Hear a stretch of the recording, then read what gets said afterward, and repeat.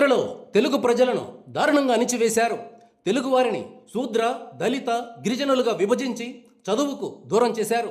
ఇప్పుడేమో మేము నీతులు చెప్తాం, సూక్తులు చెప్తాం, మా మాటను ప్రామాణికంగా తీసుకోండి, మేము చెప్పే నీతులు సూక్తులు ప్రపంచంలో ఇంకెక్కడా దొరకవని అంటున్నారు. చంద్రబాబు దీన్ని సమర్థిస్తున్నాడు. అవును, ప్రవచనకారులు నీతులు చెప్తున్నారని మాట్లాడుతున్నాడు. పురాణాల్లో నీతి ఉందని అంటున్నాడు. వర్ణ వ్యవస్థను ఏర్పాటు చేయడం, సాటి మనిషిని అంటరాని వారిగా చూడడం, మొగుడు పోతే పెళ్ళానికి గుండు కొట్టడం లాంటివన్నీ గొప్ప నీతులు.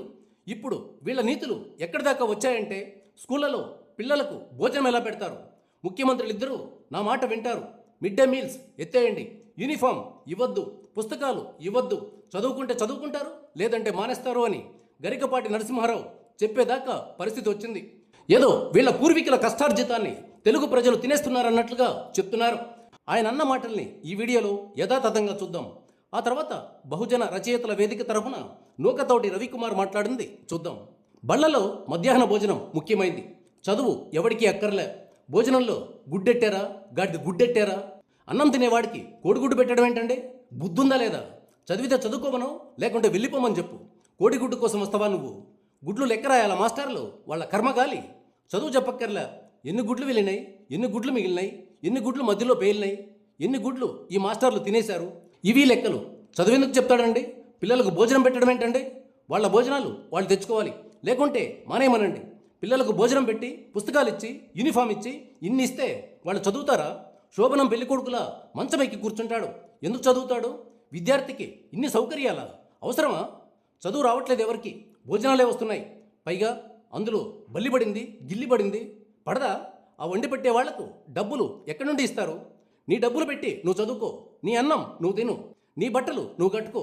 2 రాష్ట్రాల ముఖ్యమంత్రులు నా మాట వింటారు కాబట్టి చెప్తున్నా. ప్రభుత్వాలు పిల్లలకు భోజనం పెట్టకూడదు, పుస్తకాలు ఇవ్వకూడదు, బట్టలు ఇవ్వకూడదు. ఇవి గరికపాటి మాట్లాడిన మాటలు. కోడిగుడ్ల లెక్క రాయడానికి గంటలు పడుతుందా? పిల్లలకు భోజనం పెట్టే విషయాన్ని పరిశీలించడం వల్ల టీచర్లకు చదువు చెప్పడానికి టైం లేకుండా పోతుందా?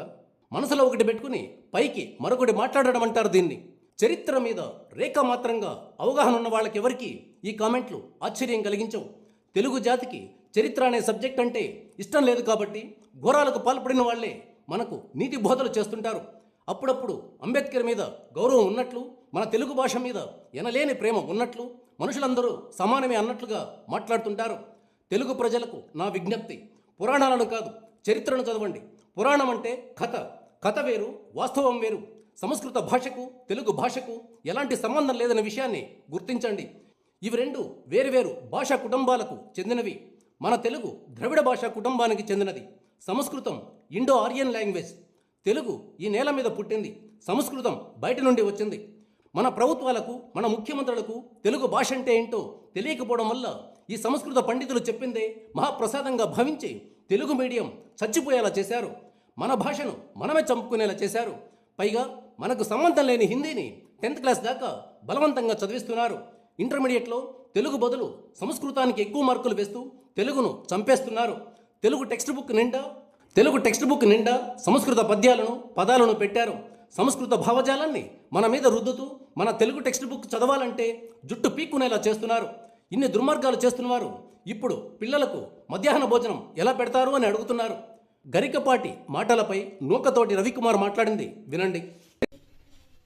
అవధానాలు చేసి పొట్టపోసుకునేటువంటి గరికపాటి తర్వాత ఒక మతాన్ని ప్రచారం చేసేటువంటి వ్యాఖ్యాతగా, ప్రవచనకర్తగా ఎదగడం వరకు బాగానే ఉంది.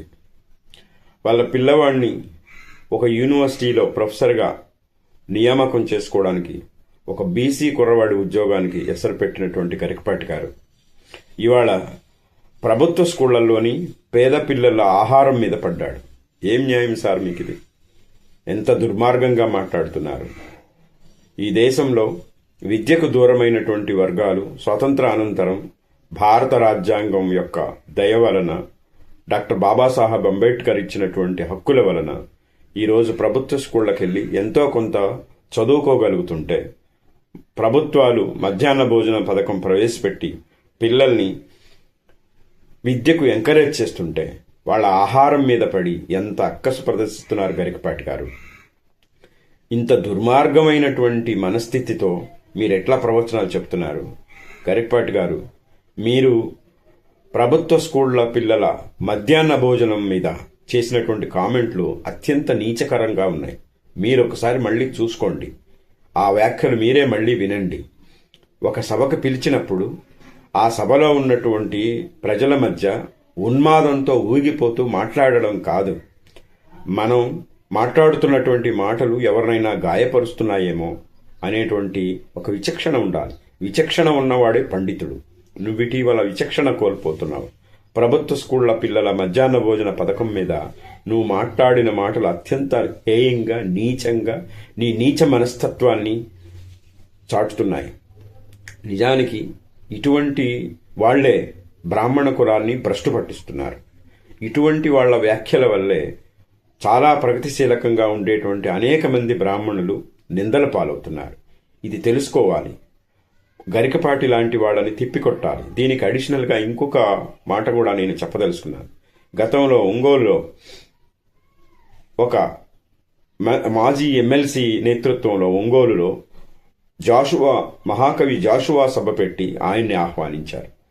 విచిత్రం ఏంటంటే జాషువా కవిత్వము, ఆయన తత్వము ఇది వదిలేసి మహాభారతము, రామాయణము ఈ ప్రవచనం చేస్తూ కూర్చున్నారు. ఇట్లా ఈ సెక్షన్స్ కూడా ఆలోచించుకోవాలి.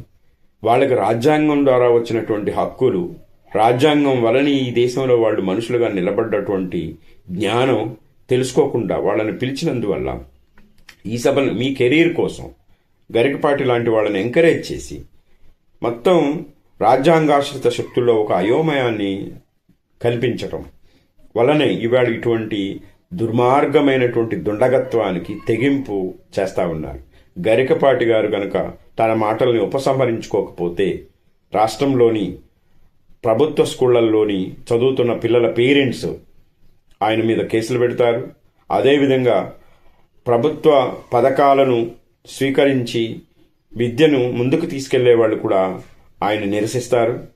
అట్లాగే కవులు, రచయితలు, గరికపాటి మేధావులు, ప్రజా సంఘాల కార్యకర్తలు, ప్రజాస్వామికవాదులు, అసలు మనుషులు అనేటువంటి వాళ్లే గరికపాటి చేసినటువంటి వ్యాఖ్యల్ని ఉపసంహరించాలని కోరుతూ డిమాండ్ చేయాలని చెప్పి కోరుతా ఉన్నాను. జై భీమ్, జై భారత్.